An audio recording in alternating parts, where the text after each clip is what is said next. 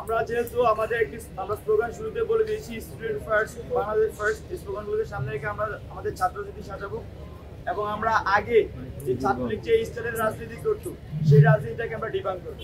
ছাত্র রাজনীতি করা মানে এই নয় যে হলে হলে গেস্ট রুম চালু করতে হবে, ছাত্র রাজনীতি করা এই নয় যে হলে হলে গণরুম চালু করতে হবে, তো ছাত্র রাজনীতি এই নয় যে ক্যাম্পাসের মধ্যে ছাত্র রাজনীতি করলে ছাত্রলীগ হয়ে যেতে হবে। তো আমরা সেই রাজনীতি করতে চাই যে রাজনীতির মধ্যে দিয়ে আমরা সারা দেশে বার্তা দিতে চাই যে এখানে আসলে ছাত্রলীগ হয়ে ওঠার কোনো ধরনের সুযোগ নেই।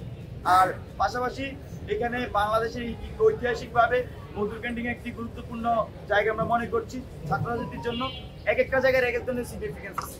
আমরা মনে করছি মধুর ক্যান্টিন ঐতিহাসিকভাবে একটি গুরুত্বপূর্ণ জায়গা এবং এই মধুর ক্যান্টিন থেকে এই সংগঠন যাত্রা শুরু করবে এবং একই সাথে তারা এমন রাজনীতি প্র্যাকটিস করবে যে ফ্যাসিবাদের আমলের যে ছাত্র রাজনীতি ছিল সেই ছাত্র রাজনীতিগুলো তারা বিভাগ যেমন করবে এবং শিক্ষার্থীদেরকে স্বপ্ন দেখা। আমাদের সংবাদ সম্মেলনে যারা কথা বলবেন মূল গুরুত্বটা হচ্ছে তাদেরকে আমরা মনে করছি যে আমাদের কোনো প্রোগ্রাম হতো আমরা সবাইকে নিয়ে আসতাম, আর সবাইকে যে বলা হয়েছে অনেকে আসছে অনেকে আসে নাই, কিন্তু বিষয়টি যেহেতু সংবাদ সম্মেলন শুধুমাত্র যারা কথা বলবেন আরো যারা আসতে চেয়েছে সবাই।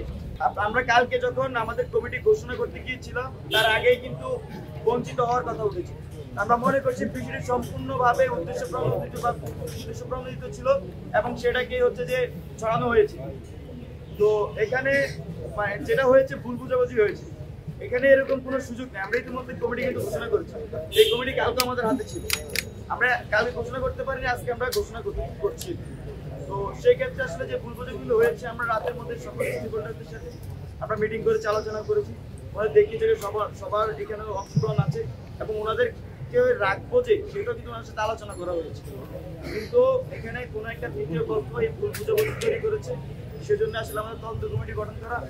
এখানে আমরা কখনোই বলি নাই যে আমরা ছাত্র রাজনীতি বন্ধ চাই নিষিদ্ধ চাই, আমরা বলেছি খুবই ক্লিয়ার আমরা লেজুর ভিত্তিক ছাত্র রাজনীতি নিষিদ্ধ চাই এবং বন্ধ চাই। আমরা আমাদের সংগঠন আমরা লেজুর ভিত্তিক ছাত্র রাজনীতি আমরা প্র্যাকটিস করবো না। লেজুর ভিত্তিক ছাত্র রাজনীতি বন্ধ চাওয়া আর ছাত্র রাজনীতি নিষিদ্ধ চাওয়া দুটা কিন্তু এক না, আমার কাছে মনে হয় বিষয়টি ক্লিয়ার। আর 9 দফা 7ম দফা ছিল যে আমরা লেজুর ভিত্তিক ছাত্র রাজনীতি আসলে নিষিদ্ধ চাই, তো এখানে আমরা কোনো লেজুর ভিত্তিক করছি না, আমরা করবো না, এটাই আমাদের অঙ্গীকার। আমরা আগামীর বাংলাদেশে আমরা যারা লেজুর ভিত্তিক করছে তাদের রাজনীতি আমরা চাই না, আমরা চাই এমন রাজনীতি যেটা স্টুডেন্ট সেন্ট্রিক হবে, যেটা বাংলাদেশ সেন্ট্রিক হবে।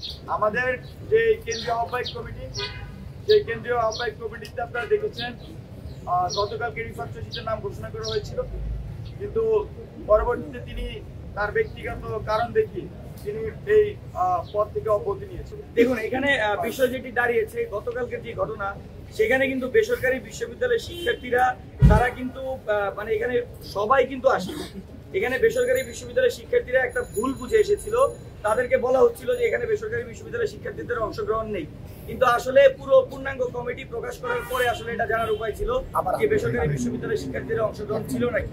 তো সেই ভুল বুঝাবুঝির কারণে আসলে সেই মতটা ক্রিয়েট হয়।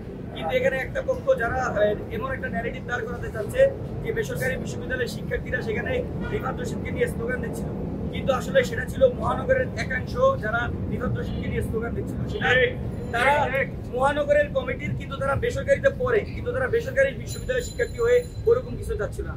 বেসরকারি শিক্ষার্থীরা ওই মোটিভ নিয়ে এসেছিল যে একটা নতুন রাজনৈতিক নতুন ছাত্র সংগঠন হচ্ছে, সেই উৎফুল্লতা নিয়ে তারা এসেছিল।